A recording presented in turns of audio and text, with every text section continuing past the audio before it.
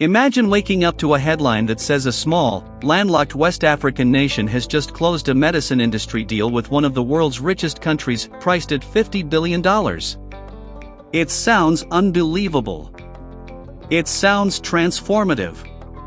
And it's exactly the claim that has been racing across social media feeds and YouTube thumbnails. Tonight, we're going to do something different. We're not going to shout. We're not going to hype. We're going to investigate. We'll break down what this viral story says, what is actually verified, and what a medicine mega project of that size would need to look like in the real world. If you care about facts, about Africa's push for health sovereignty, and about how internet rumors can shape geopolitics and investment decisions, stay with me, because by the end you'll be able to tell signal from noise without guessing. Let's start with the core of the claim. The story says President Ibrahim Traoré of Burkina Faso has signed a $50 billion medicine industry deal with Canada. Videos repeat it. Reels push it. The headline alone is designed to make you stop scrolling. But even the most revolutionary stories leave footprints: a joint press release, a treaty text, a memorandum announced by both governments, financial wires, or filings from major companies and development banks. When we go looking for those footprints in official channels, we don't find them.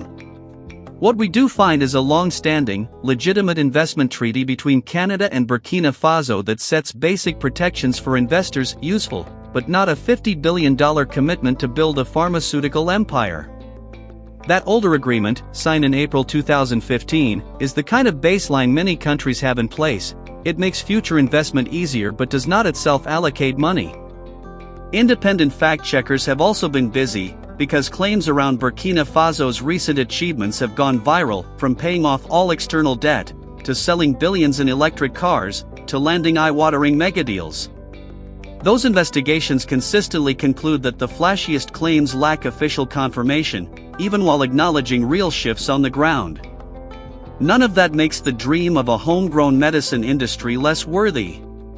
It just means the specific $50 billion Canada deal isn't verified by the sources that would need to verify it. Now, before we go any further, let's give you the context a United States audience deserves. Burkina Faso is a Sahelian nation with a young population, a growing economy, and serious security challenges. Its economy is small compared to countries most Americans read about every day. A single project pegged at $50 billion would be more than double the country's total annual economic output, depending on whether you measure in current or constant dollars. To put that in perspective for viewers at home, think about an industry plan landing in a U.S. state worth more than double that state's entire GDP. You would expect wall-to-wall coverage, market reactions, bond market chatter, government briefings, and statements by multiple Canadian ministries and companies. Those signals aren't there. So what would it actually take to build a mega medicine industry in a country like Burkina Faso? Let's step through the moving parts without hype, using realistic assumptions and lessons from Africa's ongoing push to manufacture more health products locally. You would first see industrial infrastructure that meets international standards. That means good manufacturing practice facilities with clean rooms, validated processes, and metrology labs to measure and calibrate everything. You would need quality control labs capable of method validation, stability testing, bioequivalence studies, and batch release under a national authority that is aligned with the World Health Organization's maturity benchmarks. You would see specialized power systems to handle steady, clean electricity, backup generation to ride through outages, and water purification systems with redundancy. You would need a cold chain that can hold temperature through the last mile, not just inside a city, and warehousing that tracks inventory down to lot numbers and expiry dates. You would then need regulatory architecture and people. A medicine industry is not just stainless steel and glass. It is pharmacists, analytical chemists, process engineers, microbiologists, regulators, and inspectors who can audit according to global standards. That takes training, internships, and partnerships. If Canada were actually involved in a historic way, you would expect to see memoranda between Canadian universities and Burkinabe institutions, scholarship announcements, skills transfer programs for regulatory science, maybe even secondments of inspectors or regulators. On the African side, you would expect to see alignment with the new African Medicines Agency initiative, which aims to raise regulatory maturity across the continent so that a medicine approved in one trusted country can be more quickly trusted by others. That sort of regulatory convergence is happening in parts of Africa, and it's one of the most important prerequisites for any serious local manufacturing push. But it moves step by step, not in a single viral leap. Then there's the core of any pharmaceutical plan: which products in which markets. A strategic blueprint for Burkina Faso would likely start with high-volume generics on the National Essential Medicines list: antibiotics, antihypertensives, antidiabetics, antimalarials, maybe a handful of sterile injectables if the utilities and quality systems are mature enough. Each product class demands specific equipment, clean room grades, and skills. Oral solid dose lines are very different from sterile fill finish. Active pharmaceutical ingredient production is different again, more capital intensive, more chemically complex, and usually done in large specialized facilities that serve many countries. If you claim a national plan for the whole medicine industry, you are really claiming many different businesses at once, each with its own timetable. And then there's the money. A real investment at this scale would rarely come as a single check. It would likely be a multi-layered structure with public investment, private equity, concessional finance from development banks, export credit from equipment supplying countries, and grant funding tied to workforce and regulatory capacity. You would expect a phased approach, upgrading the national procurement and warehousing system, building or refurbishing one or two pilot plants, validating a short list of products to prove capability, going through pre-qualification, landing regional buyers, and only then expanding. Even in countries with more mature ecosystems, major pharma investments are typically measured in tens or hundreds of millions for a first phase, growing if the commercial and regulatory milestones are hit. That's not pessimism, that's how risk is managed in a sector where one failed validation run can set timelines back by months. If a Canada or Burkina Faso collaboration were real and wisely designed, here is what you would probably see in Phase 1. A national quality control lab brought to an internationally recognized standard. A partnership to train regulators and industry staff in good manufacturing practice, good distribution practice, and pharmacovigilance. An upgrade to the medical stores with digital inventory, first in, first out discipline, and temperature monitoring. One refurbished oral solid dose facility capable of meeting regional tender requirements.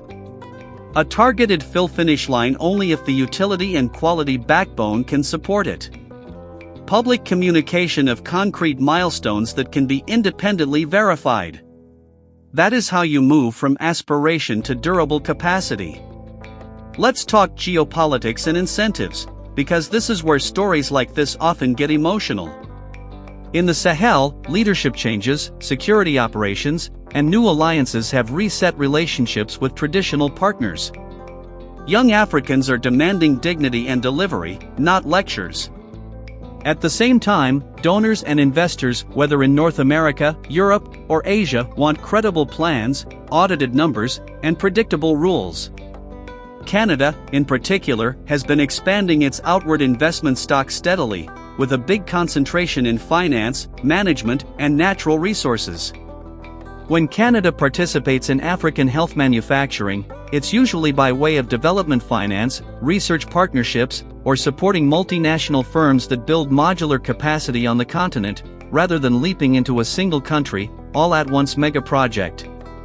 That pattern says a carefully phased collaboration is plausible. The viral story of a single signature transforming a whole sector overnight does not match how large, regulated industries actually scale. Here's the part many creators skip: opportunity and risk can exist at the same time. Burkina Faso could absolutely benefit from a smart, targeted medicine manufacturing plan. The country imports most of its finished products today. That means foreign exchange drains when currencies are under pressure, stockouts when supply chains break, and long lead times for restocking. Building reliable, well-regulated local capacity for a handful of essential medicines can save lives, shorten supply lines, and develop skilled jobs. It can also go wrong if factories are built without stable power, if quality systems are paper exercises that crumble during audits, if procurement is captured by rent-seekers, or if security shocks make operations impossible. The discipline is to start where success is likely, prove quality on a narrow portfolio, and expand only when the data say you are ready. So where does that leave the viral claim? The dream behind it, African health sovereignty through real manufacturing power, is serious and necessary. The headline itself, Burkina Faso and Canada signing a $50 billion medicine industry deal, remains unconfirmed by the government's sources in corporate disclosures that would verify an event of that magnitude. When you don't see the official paper trail that always accompanies transformational deals, caution is not cynicism. It's responsible reporting. And responsible reporting is what protects real progress from being dismissed as hype. If you've watched this far, I want you to picture the next steps that would actually matter on the ground. Imagine a national quality control lab in Ouagadougou earning international recognition. Imagine a new cohort of inspectors trained to international maturity levels. Imagine a first batch of essential medicines cleared through a regional tender because the facility met good manufacturing practice without exceptions.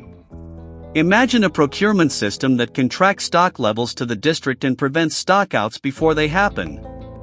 Each of those milestones is less clickable than a giant dollar figure, but together they add up to something more valuable than a rumor. They add up to a system that works. Before we wrap, a word to viewers who are hearing about the African Medicines Agency for the first time. This is a continental effort to raise the bar on medicine regulation and to make it easier for trustworthy products to be approved and circulated across borders. It is not a magic wand, and it will take time, but it is a real lever for change. When you hear about local manufacturing plans, whether in Rwanda with modular mRNA facilities, in North Africa with sterile injectables, or in West Africa with generics, the regulatory backbone is the difference between headlines and health impact. It's also the difference investors look for when deciding whether to commit more capital after a pilot phase succeeds. Now I want to hear from you, and these are not trick questions. If the choice were between one giant bet and several smaller, verifiable steps that build capacity year by year, which path would you trust with people's health?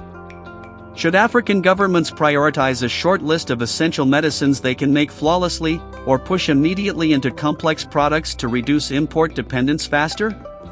How much transparency should be required before we celebrate a deal as historic, signed contracts, budget lines, named facilities, workforce plans, and regulatory timelines? If you were advising Ottawa, would you back a phased manufacturing partnership that starts with training and quality systems, or chase a flashy headline that might not survive an audit? And for our viewers across Africa and in the diaspora, what would success look like in 5 years that no rumor could fake? Thank you for staying with me through a careful, no-nonsense breakdown. If you value deep dives that respect your intelligence, subscribe to AfriPol Lens, turn on notifications, and share this video with a friend who wants facts, not just viral claims. Tell me in the comments what you want us to investigate next: the economics of regional vaccine manufacturing, the reality of power and water requirements for GMP plants, or the incentives that can clean up national procurement so medicines arrive on time. Your comments drive our next investigations, and your support helps us stay independent, careful, and fearless.